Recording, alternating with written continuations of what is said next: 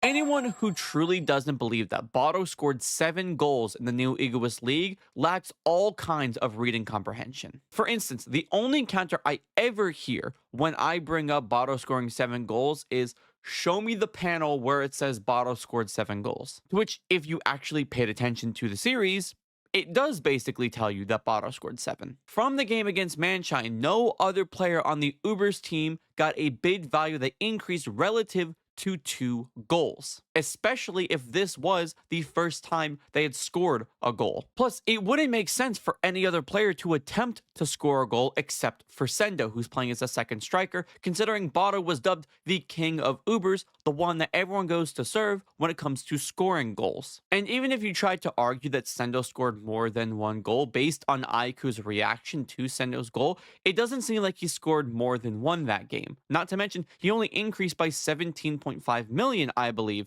which to me doesn't really seem equivalent to Sendo scoring 2 goals, especially if this was his first time scoring those 2 goals. But then you can try and argue that Snuffy scored, which again wouldn't make sense to me because Snuffy passed the torch of Ubers over to Barou. Snuffy wasn't even a goal scorer in the Bastion München game, but all of a sudden he's going to score goals in the following game, even when he already gave Barou the torch of the new king of Ubers.